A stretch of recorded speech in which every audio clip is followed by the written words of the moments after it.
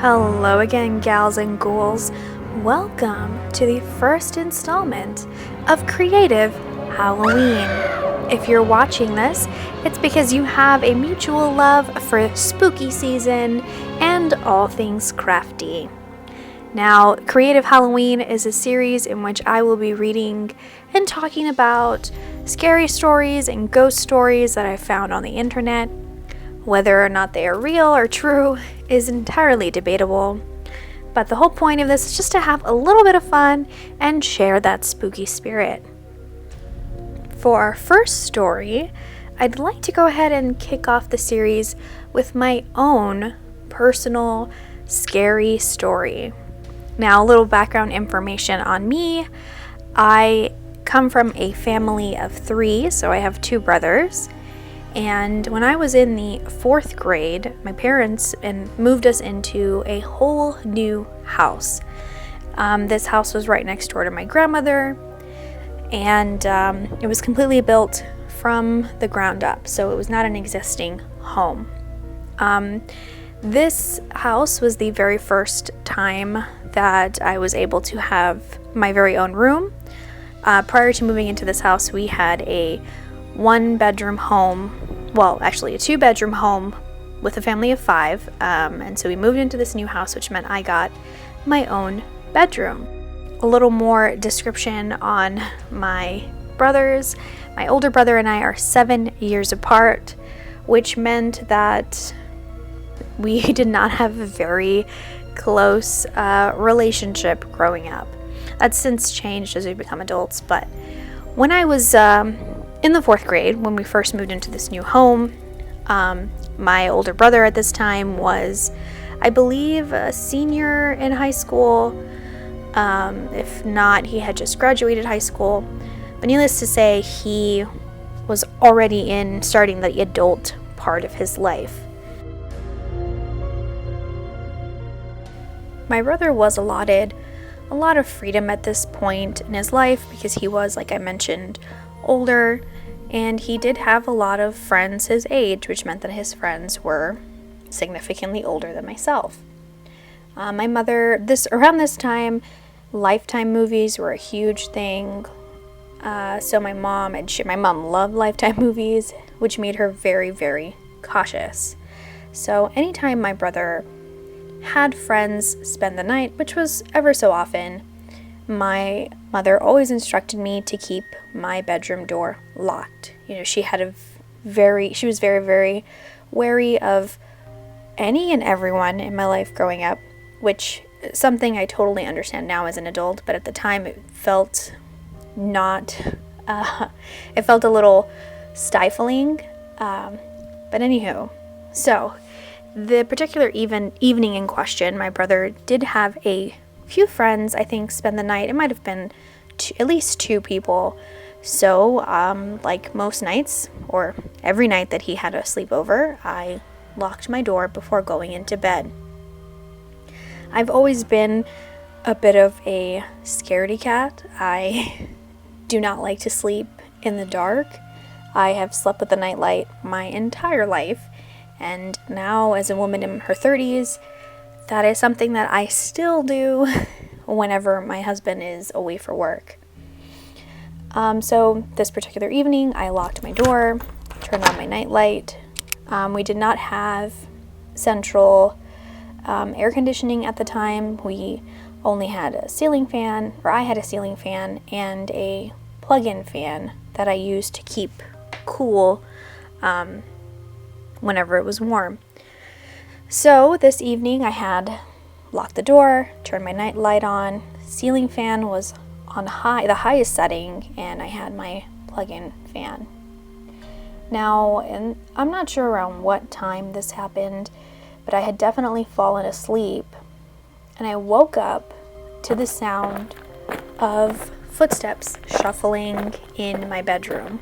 I've had this habit since, forever. I have a hard time waking up in the morning, so I was pretty used to having people coming in and out of my room while I was sleeping. So I didn't think anything of it and fell back, tried to go back to sleep, and then it hit me all of a sudden. that I had locked my bedroom door. So that initial wave of panic started to creep in because I heard somebody in my room. I looked up from my blanket and saw a shadow of somebody in my bedroom. Definitely flight or flight kicked in. I just froze. I couldn't move. I was just nervous and anxious and just really confused as to who it was that was in my room. How did they get in there and what were they there for? At this point, I had also registered that it was still dark out because there was no light coming from the windows. All I could see was the shadows that from being cast off from my nightlight. I heard the shuffling make its way to the left side of my room where I had my plug-in fan plugged in. Whoever it was disconnected my fan. So my room immediately got significantly quieter, which I've always had this thing where I need white noise going on, because when things are completely silent like that, I will pick up on every little noise and everything just seems magnified, and it's just, a lot of anxiety, and it makes it difficult for me to sleep. So with the fan disconnected like that, it got, like I mentioned, significantly quieter. The only thing I could hear was the humming of my ceiling fan. Now, I think this was fairly early on when we moved into the house, so everything was, like I mentioned, we built everything from scratch, like from the ground up, so completely new ceiling fan. Now, this ceiling fan started to spin even faster than it had before, which I also thought was strange because I already had it on the fastest setting. So my ceiling fan is going really, really fast, and then all of a sudden I feel something land on my chest, and I hear a crash on the other side of my room, and I just panicked. Like, I didn't move, I didn't scream, I could not will my body to get up and see what was happening. The room you could hear a pin drop, no noise. I did not hear any shuffling from the person anymore. There were no shadows peeking out from under the covers, nothing. I was just, seemed like, alone in the quiet in my room. I don't know how long I stayed there, just like immobilized by my fear. And before I knew it, my mom was knocking on my door in the morning to be let in, and I got up. I think a brief part of me had forgotten what had happened because, it was daytime. I had fallen asleep at some point, so I got up, and that's when I noticed what had fallen on my chest in the middle of the night. So, if you've ever seen a ceiling fan, there is a center part where you connect all of the, what would you call them? The blades of the fan, the ceiling fan, they get bolted into that center part where the motor is, which I guess which controls the speed. Now, what had fallen on my chest was a blade from the ceiling fan. Now, it wasn't that it wasn't bolted in correctly and it got loose and fell off. No, the actual metal part of the blade that connects the wooden part of the blade to the motor, it's like a metal piece where you bolt everything in, that had snapped in half. No explanation for it. It wasn't, like I said, that the screws were loose. It had snapped in half and had landed on my chest. The other thing that fell on the other side of the room, same thing. It was a second blade from the ceiling fan that had also snapped and landed across the room onto a chair.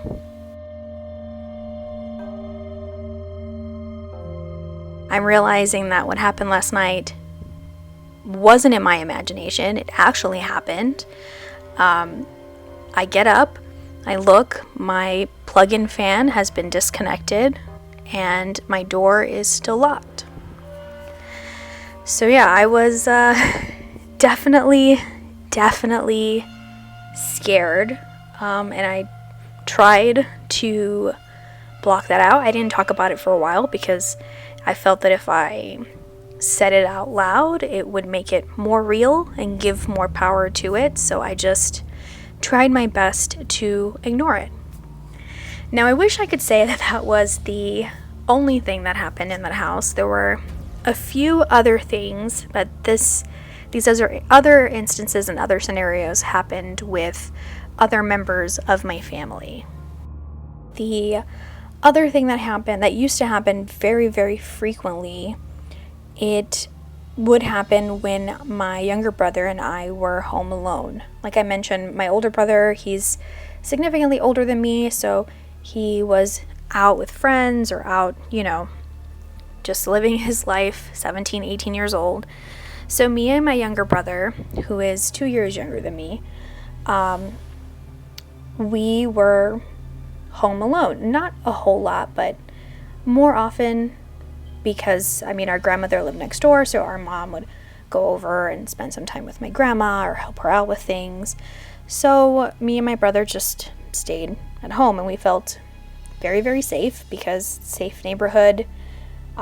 My family lives in the neighborhood just all around us. It's a very tight-knit community, so it wasn't something that we were afraid of. We were not afraid of being alone. The only thing that my brother and I did fear was that when my mom would leave and it was just us, the door to her bedroom would frequently open and slam shut by itself. We tried to just brush it off and say it was just the wind. We still didn't have AC at this point, so I think we just tried to, like I said, excuse it and tried not to let it scare us. Most of the time, we did our best to ignore it and go about our day, and eventually it would stop. But it was something that happened a lot. Like I said, this is another thing that my brother and I just didn't talk about to each other because we didn't want to give power to whatever it was that was making my mom's door open and shut like that. We also didn't want to be brushed off as like kids making stories up, so we just ignored it. It wasn't until my mom started to experience things that we ended up getting a pastor involved, which is a whole other story. One evening in particular, in the morning, my mom, we were sitting down for breakfast, getting ready to start the day, and she asked me if I was feeling better.